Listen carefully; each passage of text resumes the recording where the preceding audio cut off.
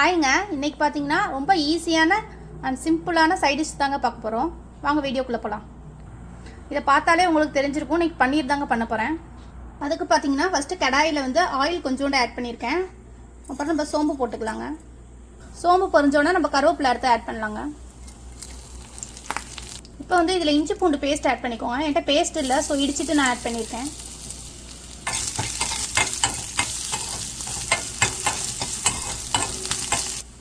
இந்த ரெசிபிக்கு ரொம்ப மசாலாலாம் தேவையில்லைங்க. ஜஸ்ட்டு ஒரு பிஞ்ச் மஞ்சத்தூளும் அப்புறம் மிளகாத்தூள் மட்டும் தாங்க. உங்கள் காரத்துக்கு தகுந்த மாதிரி கொஞ்சமாக மிளகாத்தூள் ஆட் பண்ணிக்கோங்க. இப்போ இதை நல்லா வணக்கி விட்டுக்கோங்க. இதில் பார்த்தீங்கன்னா இப்போ கொஞ்சமாக லைட்டாக தண்ணி ஆட் பண்ணியிருக்கேன். நல்லா மிக்ஸ் பண்ணி விடுங்க. சால்ட் தேவையான அளவு ஆட் பண்ணிக்கோங்க. பன்னீருக்கும் சேர்த்து ஆட் பண்ணிடுங்க. இப்போ நம்ம கட் பண்ணி வச்சுருக்க பன்னீர் அதில் ஆட் பண்ணிடலாம்.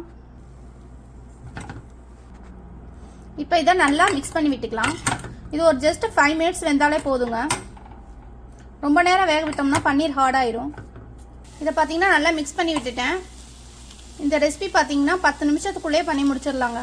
நம்மளோட ஹெல்த்தியான பன்னீர் சைட் டிஷ் ரெடி ஆயிடுச்சுங்க. நம்ம நெக்ஸ்ட் வீடியோவில் பார்க்கலாங்க. பாய்ங்க.